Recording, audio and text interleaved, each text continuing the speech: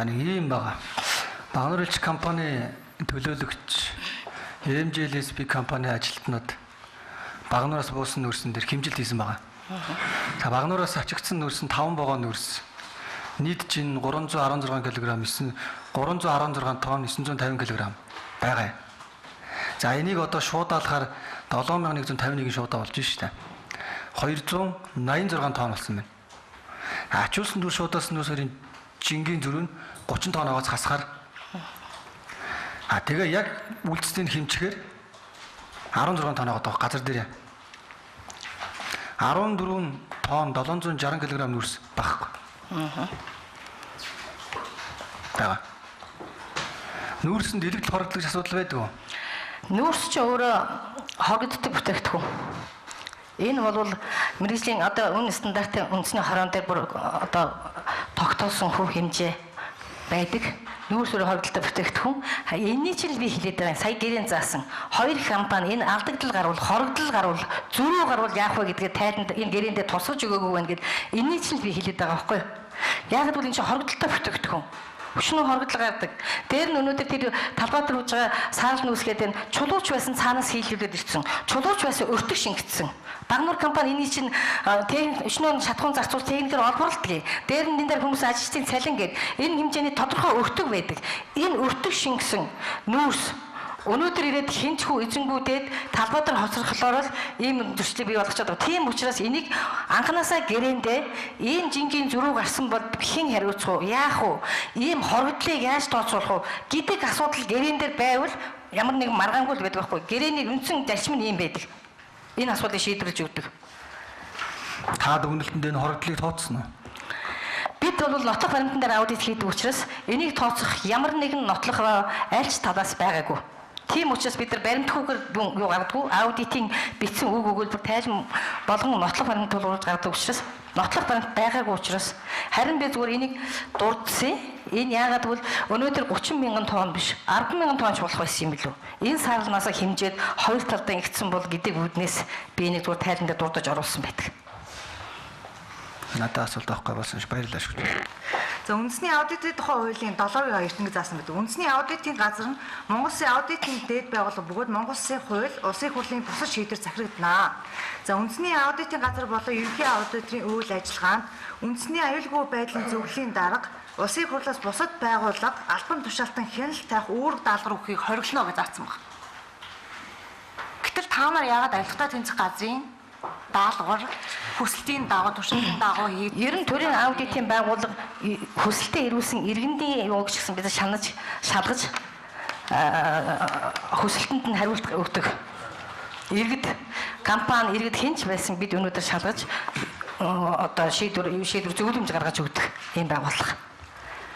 За танаас аудитын төлөвлөгөөр нэгсэн ба төрийн аудитын тухай хуулийн 15.1.8 заасныг үндэслэн бүрийн эрхийн хүрээнд энэ аудитын төлөвлөгөө гарлаа гэж.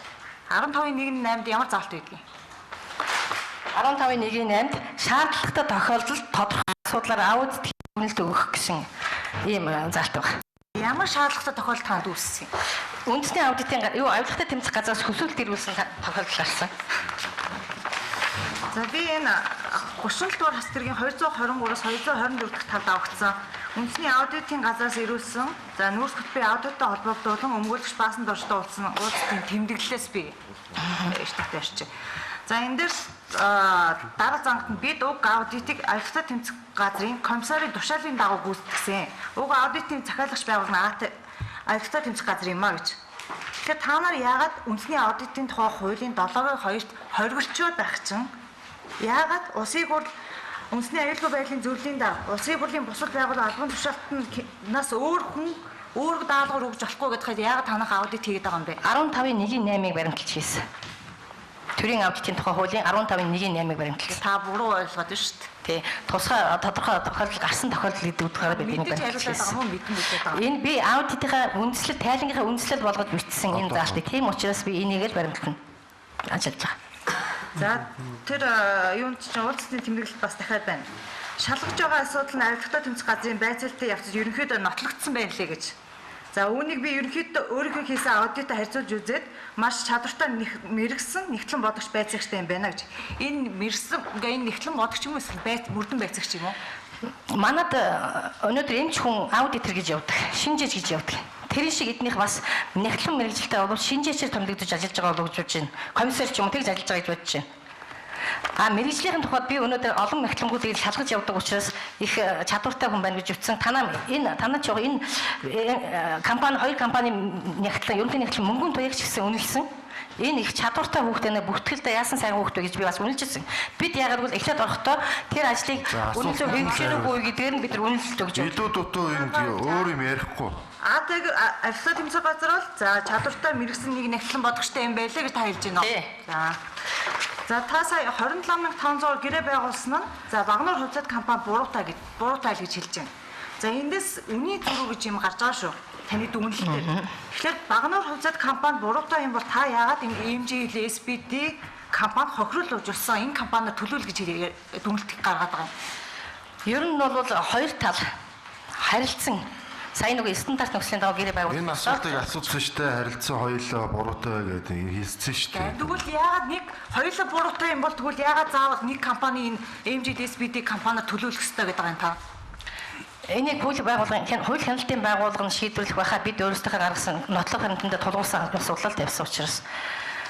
За саяныхаас дахиад асууя. Энэ таны гаргасан дүгнэлтэд ганс ух гэдэг хүн энэ Багнуур хувьцаат компанид хохирол учруулсан гэсэн үг үсэг бий юу? Байхгүй. Та нар миний тайлантай танилцсан байхаа энэ дэр нэг юм үг үсэг байхгүй. За өөр асуултгүй.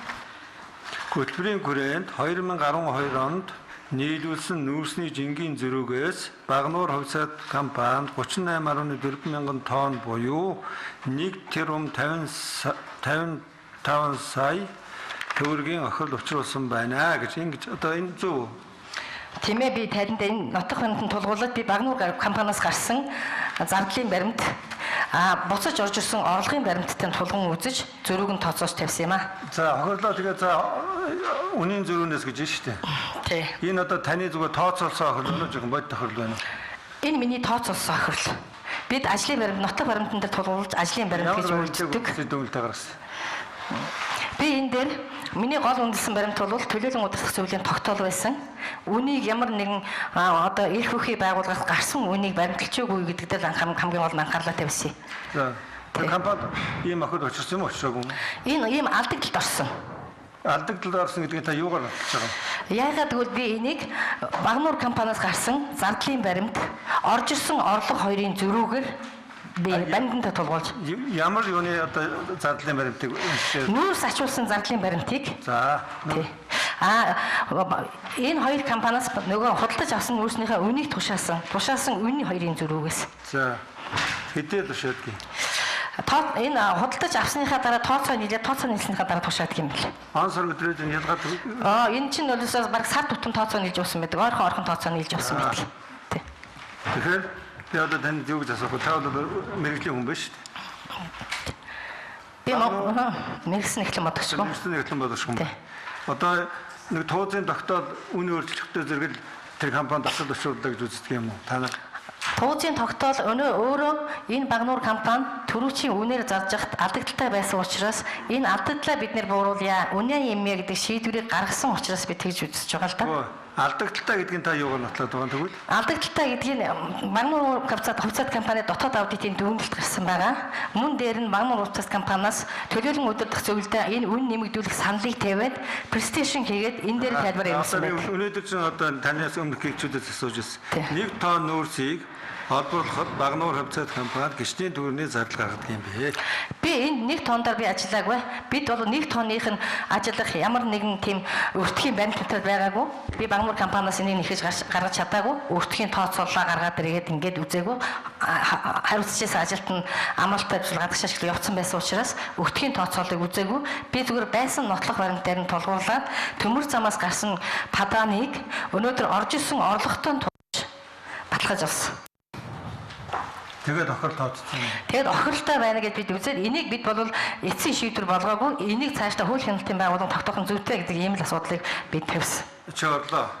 Би яагаад конституцийн түрүү бүтнээр нь уншиж үзлээ шүү дээ. тэр хүн 55 сая төгрөгийн хохирол учруулсан байна гэж байна. Багнуур хувьцаат компани ч учруулсан байна. Бүртгэлийн хүрээнд учруулсан байна гэж байна. Тэгэхээр одоо юу гэхээр 1 тонн нөөцний одоо олборлоход тулсан өртгөөс хамаагүй баг үнээр одоо борлуулж өгчээ гэдэг ийм л юм ойлгодод байгаа байхгүй юу? Та зөвшөөрсөн шүү дээ. Зөвшөөрсөн тийм. Тэгэхээр 2013 оны 8 сарын 8-ны өдөр 39 мянга гэдэг тогтоол гарчихтаа зэрэг компани тохиол учирсан юм шиг ийм өөрөө тийм зүйл биччихсэн шүү дээ. Энэ хамгийн гол нь алдагдaltaд хаацсан байгаа юм. Багнуур компани өөрөө алдагдaltaа гарлаа гэж санхүүгийн тайланд алдагдал хаацсан байна. Яг л би ингэж эднэртэй бас ярьж л байсан. Танах 50 тонн нүүрс олборлцоход өнөөдөр 30 тонныг борлуулчихад дундаас нь 20 тонн олгуулсан багт өртгөө яаж тооцсон?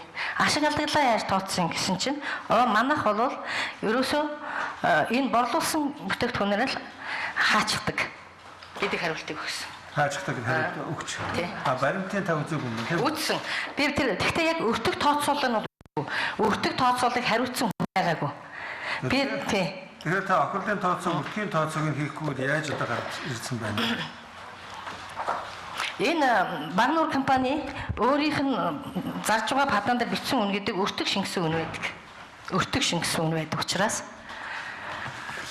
энэ өртөг шингэсэн энэ үнээрээ зараад өнөөдөр энэ байгууллага ийм баг хэмжээгээр орж иж байгаа учраас энэ бол зөрүү гарч ирж байна гэсэн ийм л тооцоолол хийсэн. Тэгэхээр энэний эцэст нь Цэрэнжав таарсан байх би бол энэ алдагдал юунаас болчихваа гэдэг шалтгааны би түрүү хэлсэн манай тайлан дээр бол шалтгааныг тогтоож өгдөг. Дараа нь энэ ямар хууль эрх зүйн актыг зөрчиж өгнө гэдгийг харж өгдөг. Энэ шалтгаанаас юунаас болчихваа гэхээр энэ шалтгаан гол нь энэ хоёр байгууллагын гэрэн дээр наривч тусгаж өгөв. Энэ нүүрс өөрөө бол алдагдал бүтээгдэхүүн. Өөрөө ховдолтой бүтээгдэхүүн. Энэ жингийн зөрүү гарсан, энэ ховдол гарсан тохиолдолд яах юм бэ гэдгийг яаж өгөхгүй нь л дээ. Шүүгч энэ юм түрүү сонссон шүү дээ бид. Тэгэхээр би асуултанд маш тодорхой хариулт аммаар байгаа. Ямар одоо олон үхэлсээр юм сайхан шийдэгдчих гэж байхгүй. Үнэндээ 39 мянгаар борлуулах хэрэгтэй байсан байна. Шигшиж ангилсан нөөцийг ингээд ийм одоо юу бичсэн байж шүү дээ. Яг 39 мянгаар борлуулагдсан уу? Энэ бол MGLB, MGLD бол борлуулагдаагүй лээ. Өөр хаан өөр компаниудыг би бол шалгаагүй. Шалгаагүй. Тий. Би нэг өөрийнхөө хамааралтай шалгасан. Англигдсан чанарын нүүрс гэдгийг та ямар нүүрсийг ойлгосон юм?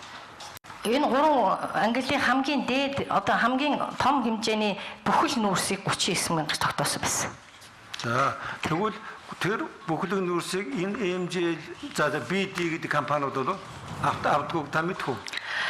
Хамгийн гол нь би мэднэ. Энэ талбай дээр ирж шигшиж байгаа гэдгийг мэднэ. Тэндээс падаанаа гараад энэ талбай дээр ирж шигшиж. Өөр асуулт асууж байна. За би мэднэ. Тий. За авдаггүй мэдж байгаа юм байна. Тэгвэл таны дүгнэлт юу болж таарах вэ? Тэгэхээр энэ хамгийн гол нь тэндээс атсан падаанаар эднэр ингэж авчаад энэ дээрээ шигшгээр энэ хоорондын зөрүүг хэн хариуцах болоод байна гэдэг дээр хоёр байгууллага хариуцлахгүй байсан гэдгийг би гаргаж өгсөн. Аудитээр нотлох баримтан дээр тулгуурлаа. Ямар үн тавьсан байсан? Падаан дээр төмөр замын пүүгээрээс үнэ тавьсан байсан. За ямар үн тавьсан байсан бэ? Үнэ тавьдаг юм билээ. Ерөөсө жингээ тавьд юм билээ төмөр замын падаан дээр. Төмөр замын падаан дээр. Жингээ тавьд юм билээ. Жингээ тавьдаг.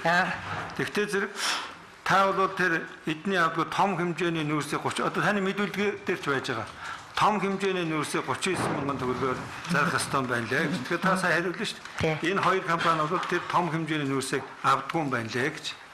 Тэгээ та авдаггүй нүүрсийг авдаг болгоод ингээд тэр 55 сая төгрөгийн хохирол тооцсон байгааг та өөрөө хүлээн зөвшөөрч байна. Яагаад гэвэл Багнуур компани падаанаар гарсан борлуулсан хоёрын зөрүүг би хохирол алдагдал гэж үзсэн. Тэр жингийн асуудал дараа нь та хоёр ярилцсан. Тий. Одоо үнийн асуудал яригдаад байна шүү дээ. Үнийн зөрүү бас яригдаад байгаа тийм үү? Үнийн зөрүү бас яригдаад байгаа шүү дээ. 39 27 502. Тэгэхээр падаан дээр юу асуудал яриад байна? Падаан дээр бол зөвхөн жин тавьд юм байлээ. Тэгэхээр би жингийн зөрүү ярьж гэнэ гэж ойлгоод байна л да. За, жингийн зөрүү хэлээд байна л гэж. За. Үнийн зөрөөний тэгвэл таны тооцоо охирлол худлаа болох гэдэг шүү дээ. За дараагийн нэг асуучих. За жингийн зөрүүг яаж гаргасан гинэ? Жингийн зөрүүг би төлөөлөн удирдах зөвлөлийн тогтоолыг үндэслэж гаргасан. За, жингийн зүрэг туузын тогтоолыг яаж гаргасан гаргадаг? Туузын тогтоолыг Багнуур компани хүсэлтийг үндэслээд төлөөлөн удирдах зөвлөл хуралдаж тогтоодог юм байна лээ. За. Тэгээд тэн дээр Багнуур компани төлөөлөн удирдах зөвлөл дээр Багнуур компаниас хүсэлт гаргаад манай байгууллага алдагдлалд орж байна. Тийм учраас одоо үүнийг өсөх шаардлагатай байна гэдэг ийм асуудал тавигдсан байсан. Энэ төсөл хэрэгжихээс өмнө нөгөө туршилтын юу хийгдсэн байсан учраас шигшилт хийгдсэн байсан учраас би энэ юм дээр бол шигшиж ангилсан нөөц гэж оруулж ирсэн байх гэж бодож байна. Өмнөх тогтоолууд дээр ерөөсөө шигшиж ангилсан нөөц гэж байдгүй юм байна лээ. Үгүй та жин ярьж байгаа шүү. Одоо үнэ дахиад яриад нь л. Жин. Жин яаж гаргасан юм бэ?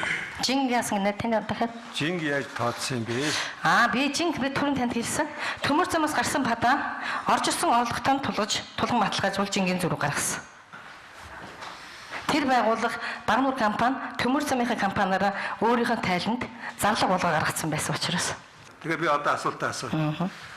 Жинг яаж тооцсон юм бэ? Жинг Багнуур хувьцаат компаниуд гарсан падааны зөрүү борлуулалтаар орж исэн зөрүү хоёроор л тооцсон.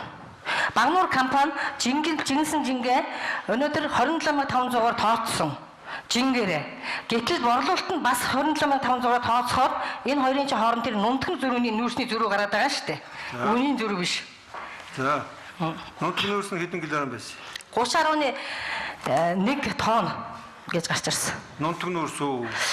Тийм ээ, энэ хоёрын зөрүүлтэй. Гэхдээ нунтган нүүрсийг бол хэмжээгүй шүү дээ. Зүгээр л Багнуур улс компани авч зарсан болохоос аль ч тал нь хэмжээгүй. Багнуур элч компаниас харин хэмжээ хоёр талын төлөөлөгчөө гаргаад хариуцлагатай хандъя гэдэг бичгийг хөрвүүлсэн байна л энэ хоёр компанид 2 удаа хөрвүүлсэн байсан. Та хохирлыг тооцохдоо жингийн зөрүүнөөс нэг үн гаргасан тийм үү? Тий. Үнийн зөрүүнөөс нэг үн гаргасан. Тий. Зөв. Тий. Тэгвэл энэ хохирол чинь таны ойлгож байгаа давхартчихгүй юу? Давхартахгүй. Би жингийн зөрөнгө 27500-аар тооцсон. Үнийн зөрөг бол 39000-аар зарсан болвол ийм байдалтай байх байсан юм а гэдэг тооцоо гаргасан. Цаана бол 279,000 тонн нөөцөл байгаа шүү дээ. Тэгэхээр үнийн зөрөгөд нэг тоо гаргаад дээр нь жингийн зөрөгөд дахиж гаргаад хооронд нь нэмээд 3.7 тэрбум болгосон юм байж байгаа шүү дээ. Тийм ээ тийм. Үн жин хоёр бас хоёр өөр ойлголттой. Жин бол бид килограммаар нь тооцож байгаа, тонноор нь тооцож байгаа. Үн гэдэг мөнгөн дүгээр нь тооцож байгаа. Би хохирол тооцохоос ud ярьж байгаа шүү дээ. Би бас тэгж хохирол адгалыг тооцож гаргасан юм а. Түрүүн энэ наран туяа гэдэг хүний имийг одоо баталгаажуулж гисэн юм ойлгогдчихлоо шүү дээ. Тэгэхээр аюултай тэмцэх газрын нягтлангийн гаргасан дүгнэлтийг баталгаажуулах аудит хийсэн юм уу? Эсвэл Багнуур энэ 3 компани санхүүгийн тайлбарлалт хийсэн юм уу? Бид өнөөдөр төрийн аудитын байгууллага хэн нэгний юундаа бид ажилдаг уу? Ерөөсөө бид баримтыг үндэслэж аудитаа хийдэг. Баримтыг үндэслэж бид аудитын тайлан бичдэг. Тийм учраас би Багнуур хувьцаат компани MJLSP гэдэг компани баримтан дээр тулгуурлаж аудитаа хийж тайлан бэлтгэж гаргасан. Тэр мэдүүлэг яваад байна шүү дээ. Ямар мэдүүлэг вэ? Наран туяаг чадварлаг нэгдсэн. Энийг бол бид санхүүгийн мэргэжлийн усууд мэрэгсэн нэгтлэнгууд тэр тусмаа бид санхүүгийн байгууллагын ажилтнуудыг шалгадгийн хувьд бол тэр хүний гаргасан тооцоолыг хараа сууж байхдаа бас гайгүй чадвартай аргагүй мэрэгсэн нэгтлэн бодогч байна да гэж бодож суусан л та. Тэр утгаараа авилгалтай тэмцэх газрын нэгтлэн бодогч. Тэр нэгтлэн бодогч биш комиссар юм байна л. Комиссар. Тий. Наран туяаг юу? Тий. За комиссар ингээд дүгнэлт өчөө тэрнийг танд өгчөөд байна зам. Гэхдээ надад бол наран туяа өгөөгүй л дээ. Тэр золж жаргал гэдэг мөрдөн байцаагч хавтас тэргийн дотор нь байна лээ. Хальт харуулдаг юм байлээ тийм дотор байгаа баримтуудыг. Би харахаас биш тэрийг хуулбарлаж хуулах тийм эрх зүйн акт байхгүй юм байна л. Тэр өгүүлбэр тэр хүний гаргасан юу ямар хамаатай вэ? Тэр хүн надад ямар ч хамаалаггүй. Зүгээр баасан дор чуу надаас тулгаж асуусан чи наран туяагийн юугаар гаргасан юм уу гэж асуух. Би энэ хүний асуудал байхгүй харин энэ хүн чи өөрөө их чадвартай нэгтэн байлаа гэдэг үднээсээ ирсэн. Тэгэхээр тэр хүний имийг та харах ёсгүй. Харах ёсгүй тийм. Тэгээд та яагаад хавцсан? Мөрдөн байцаах шатанд харуулдаг юм байна л. Юу гэж үгүй чи ийм хачин асуулт асуухгүй. Хачин биш. Эрүүгэн байцаах шийдвэрийн 91-р зааснаар нотлох баримт цуглуулахдаа хууль заасан журмыг баримтлах ёстой. Та энэ Энэ хүрээнд асууж байгаа. Өөрөөр хэлбэл юм уу? аялалтай тэмцэх Тэр юм газрын баримт харсан гэдэг тэрэн дээр өмгөлж хэлээд байл л да. Тэрэн дээр нэг дөрүүлж юу дүнэлт гаргасан юм уу? Үгүй. Би хэлээд тэрийг би Монгол ашиглаж- үгүй. Би тэрийг сая зэрэнжгууд хэлцэлтэй нэлээд ойлгомжтой байлаа хэлсэн. За. Гэхдээ тэр ингэж би өөрөө ч мэдүүлгийг тэр сая хүн уншлаа шүү дээ. Минийхтэй таарч яана чадвартай нэгтлэн байна гэж. Би минийхтэй таарч ин гэж хэлээгүй. Би минийхтэй таарч ин гэж хэлээгүй. Ер нь бол үнэн тоо бол зүрхэл ёсгүй шүү дээ. Үнэн тоо байгаа бол тэр зүрх ёсгүй юм байхгүй юу? За ингэж аялалтай тэмцэх газрын мөрдөн байцаалтын явцад ерөнхийдөө нотлогдсон байна лээ. Үүнийг би өөрийнхөө хийсэн адуутай харьцуулж үзээд маш чадвартай мэрэгдсэн нэгтлэн бодогч байцаагчтай юм байна гэж бодож байсан. Тий. Тэгээ одоо тентгийн юмтай та өөрийнхөө гаргасан юмыг харьцуулж үзэх ямар шаардлага байна? Яагаад бол бид нэгтлэн хүмүүс. Бидний гаргасан тоо нэг байх ёстой. Яагаад бол хоёр талаас нь орж байгаа шүү нэг тоог шалгаж байгаа учраас. Та аялалтай тэмцэх газрын За харуул чимээгүй өөр. нэгтлэн бодогчийн за комиссарын гаргасан дүгнэлтийг өөрийнхөө дүгнэлтэд харьцуулж үзэх ямар шаардлага байсан юм бэ? Таны хууль Өөрийнхөө хэмжээг харах гэж. юуг нь харах гэж? Өөрийнхөө хэмжээг тодорхойлох гэж. Өөрийнхөө хэмжээ Шатлыг тийм ээ. Бас энэ мэрэгсэн хүн байна. Би мэрэгсэн хүн. Бид хоёр нэр ямар хөө байдалтай байдаг юм бэ гэж өөрийгөө л би тодорхойлох шаарсан. тэгэхээр хууль зүйн дагуу ажиллагаа биш үү тийм үү? Тий. За Нэг бол тайлан гэж яриад, нэг бол дүгнэлт гэж яриад. Энэ манай аудитын тайлан Ялгааг нь хэлээд гэж. За би ингэж нь манай аудитын ерөөсө гол бүтээгдэхүүн бол тайлан байдаг. Энэ бол ерөнхий зүйл дүгнэлт, зөвлөмж гэсэн 3 хэсгээс бүрддэг. Дүгнэлт гэдэг нь аудитын тайлангийн нэг хэсэг. Ишгэн юм чинь. Тий. Төрийн аудитын тухай хуулийн 4-р зүйлийн нэгдэх хэсэг байгаа. Та тэрийг нэг хараад байна. Энэ хуулийн үйлчлэх хүрээнд энэ хязгаар ямаа гэж заагаад өгсөн байна. Энэ хуулийг төрийн аудитын байгууллагаас улс орон нутгийн төсвийн орлого зарлагын гүйцэтгэл, төсвийн байгууллага, төрийн болон орон нутгийн өмчт, тэдгээрийн өмчийн оролцоотой хуулийн этгээд төсвөөс санхүүгийн дэмжлэг авсан төсөл хөтөлбөрийн санхүүгийн тайлан үйл ажиллагааны гүйцэтгэл аудит хийж дүгнэлт зөвлөмж гаргахад дагж мөрднө. Улс болон Тий. орон нутгийн өмчөд Хуулийн этгээд тэдгээрийн оролцоотой хуулийн этгээд. тий. Мөн үү?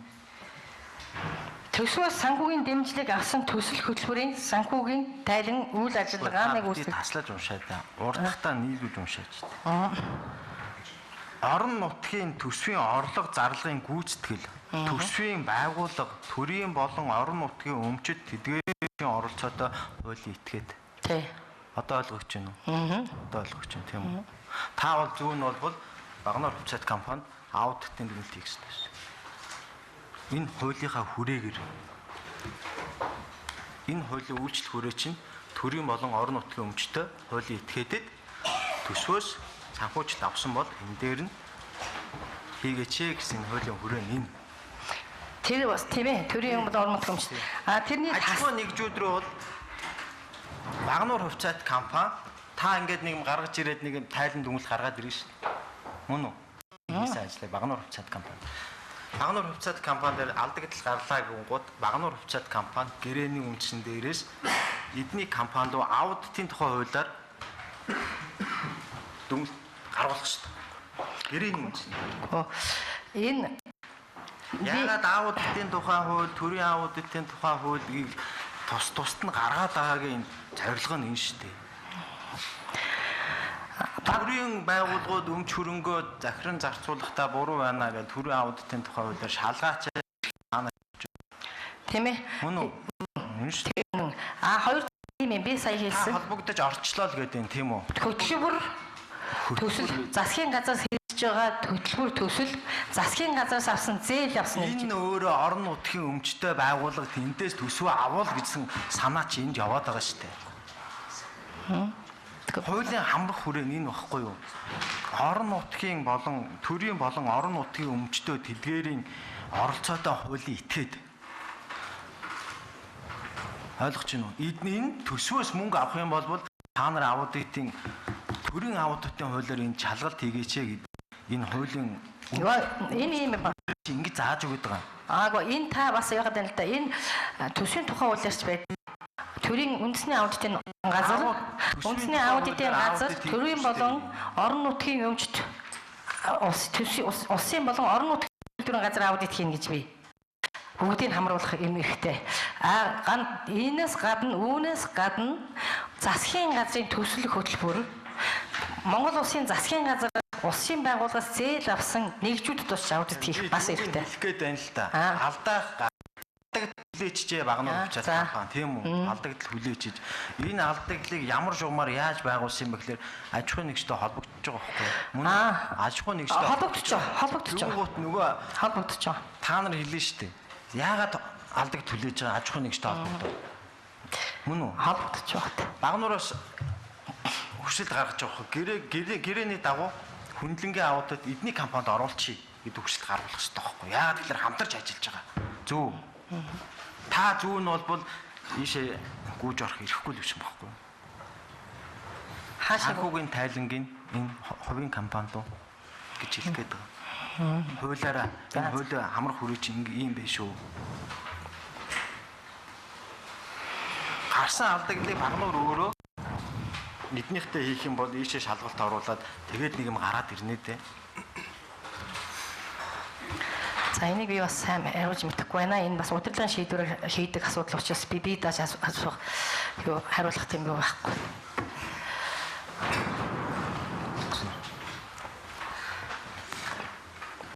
Дүгнэлт нэг хэсэг нэ гэж юм тийм үү? Тий. Дүгнэлт нэг хэсэг нэ гэж. Таны дүгнэлтэн дээр зүг буруугээ дүгнээд юм. Усыг хохироосон байлаа, гаргуулах нь зүйтэй. Энэ эрхийг шүүх хэдэлдэг байхгүй юу? Энэ эрхийг чинь гин буруугийн асуудал ганцхан шүүх хэдлэх ёстой. Төвөр асуудал. За танд баярлалаа та явж иж болно. За шүүх хуралдаан түр 30 минут цэцэрлээд үргэлжлэн 3 цагаас үргэлжлээ.